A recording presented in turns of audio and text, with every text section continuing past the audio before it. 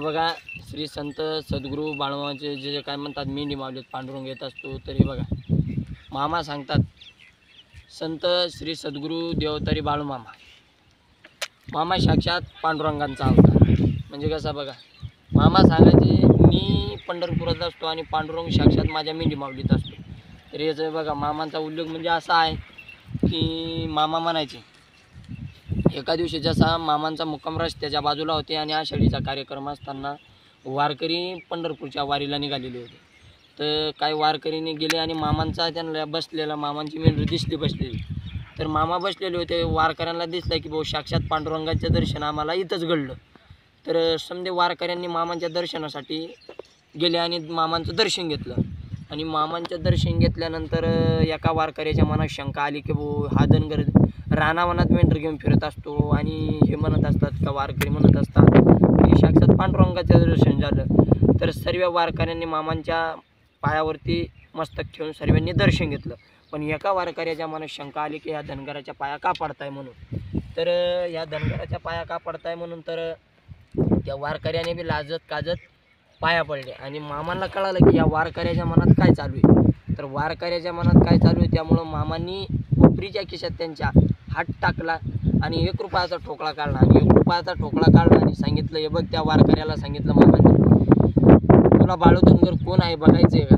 तर त्या वारकऱ्याला सांगितलं मामाने बघ ₹1 ठोकळा घे ज्यावेळेस तू चंद्रभागेमध्ये जाशील त्यावेळेस आंघोळ स्नान करशील त्यावेळेस ₹1 ठोकळा बाळू धनगरांनी दिले असं चंद्रभागी मातेला सांगायचं.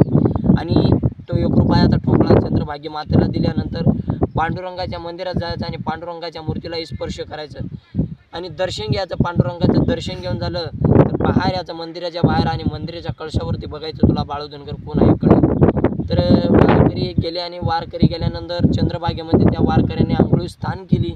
आंघोळी स्नान केल्यानंतर त्या वारकऱ्याला कळालं की आपल्याला धनगराने कुणीतरी ₹1 ठोकळा दिला आहे. तर ₹1 ठोकळा दिला आहे बुवा तर आपण त्या चंद्रभागेला अर्पण करायचं असं.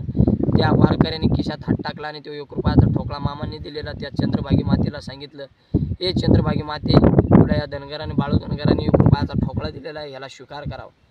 ज्या क्षणी त्या वारकऱ्याने तो ₹1 ठोकळा त्या चंद्रभागेमध्ये टाकला त्या क्षणी 2 चोळा भरून हात त्या चंद्रभागेमधून वरती आले आणि तो ₹1 ठोकळा स्वीकारताना त्या वारकऱ्याच्या अंगावरती घाम फुटला आणि असं कसं काय त्याला वाटलं की आपण ₹1 जो ठोकळा टाकला तो 2 चोळा भरून त्या चंद्रभागी मातामधून हात निघले आणि तो ₹1 ठोकळा स्वीकारताना दिसला त्या वारकऱ्याला.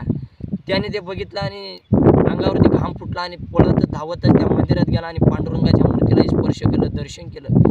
ज्यावेळेस छोट्या बाळाचे जे पाय असतात कोमलशे तसेच त्या पांडुरंगाच्या दगडाच्या मूर्तीचे पाऊल त्या वारकऱ्याला असे कोमलशे लागले आणि अंगावरती घाम फुटला. त्या वारकरी धावतच पळतच मंदिराच्या बाहेर आला आणि मंदिराच्या बाहेर आल्यानंतर कळसावरती बघितलं तर काय पायात कोल्हापुरी चप्पल हातात काठी खांद्यावर गोंगडा आणि डोकीला जरीचा फेटा त्याच वेशात बाळूमामा त्या कळसावरती उभे होते. मग विचार करा बाळूमामा कोण असते. मामा सांगायचे साक्षात माझ्या मेंढी माऊलीला राखण्यासाठी पांडुरंग येत असतो आणि मी साक्षात पंढरीत असतो असे मामांचे.